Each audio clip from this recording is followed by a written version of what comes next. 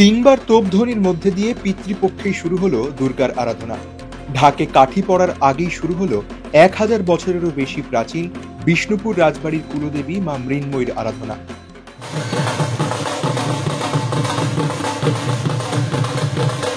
মল্ল রাজবংশের 1029 বছরের ঐতিহ্য মেনে এবারও মহা ধুমধামের সূচনা হলো এই পুজোর। 16 সেপ্টেম্বর মঙ্গলবার নবমাদি কল্পারম্ভ অনুসারে প্রথা মেনে বড় ঠাকুরানী অর্থাৎ দেবী দশম স্কন্ধ কালীকে রাজবাড়ি সংলগ্ন গোপাল সায়রে স্নান করিয়ে আনা হয় মন্দিরে, আর দেবীর আগমনে মুহুর্মুহু গর্জে ওঠে কামান। মা মৃন্ময়ীর যে পূজা হচ্ছে মায়ের এখানে 1029 বছরে পদার্পণ করলো মায়ের পুজো। তো মা পুজো রাজা জগৎ মল্ল মায়ের মৃন্ময়ী মন্দির প্রতিষ্ঠা করেছিল। তো এই পুজো জিতা অষ্টমীর থেকে মায়ের পুজো শুরু হয়, মায়ের বোধন শুরু হয়। এবার আদ্রা নক্ষত্র তাৎপর্যপূর্ণ বিধির অনুযায়ী মায়ের দিনের বেলায় বোধন হয়েছে। আজ সকালে মা গোপালসারের ঘাট থেকে কৃষ্ণাময় প্রকল্পে মা গোপালসারের স্নান সেরে ষোড়শী পূজা সেরে মায়ের পরে রাজ মন্দিরে প্রথমে 3টে তোপ হয়েছে সকালে মায়ের ভোগ অন্ন খাওয়ার পর। এবার মা যখন পান পাতা দিয়ে রাজমন্দিরে প্রবেশ করবেন আরও 3টে তোপ হবে। পরবর্তীকালে দুপুরবেলায় মায়ের যখন ভোগ অন্ন নিবেদন হবে তখন আরও 3টে টোটালি 9টি তোপ দিয়ে মাকে সম্বোধন আর জানানো হবে।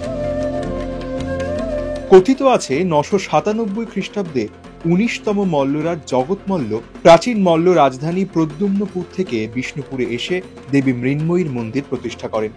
সে সময় এই পুজোয় চালু ছিল বলিদান প্রথা।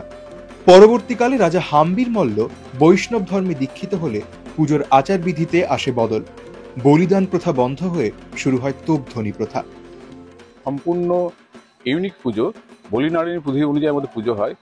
3টি মা মৃন্ময়ী ছাড়াও 3টি পদ, বড় ঠাকুরানী, মেজ ঠাকুরানী ও ছোট ঠাকুরানী, যারা হচ্ছে শ্রী শ্রী চণ্ডী অনুযায়ী মহাকালী, মহালক্ষ্মী ও মহাসরস্বতীর প্রতীক। ও তাদের পুজো হয়। আর অষ্টমীর দিন মন্দিরে আসেন সন্ধি পুজোর আগে অষ্টদশভুজা বিশালাক্ষী দেবী, তার সামনে রাজঅঞ্জলি দেওয়া হয় সোনার চাপা ফুল দিয়ে। একইভাবে ক্রমান্বয়ে পুজো চলে।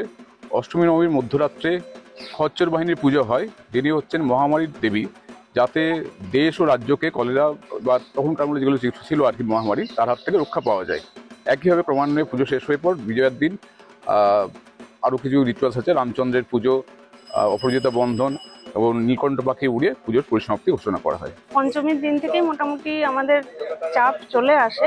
ষষ্ঠীর দিন পুজো হয়, আবার সপ্তমীর দিন থেকে পুরো পুজোর নানা রকম বিধি নিষেধ নিয়ম আছে। সেই নিয়মের জন্য চাপ তো অবশ্যই থাকে। একটা অন্য অনুভূতি তো আছেই, মায়ের আগমনে এমনিতেই অন্য অনুভূতি থাকে আমাদের মধ্যে।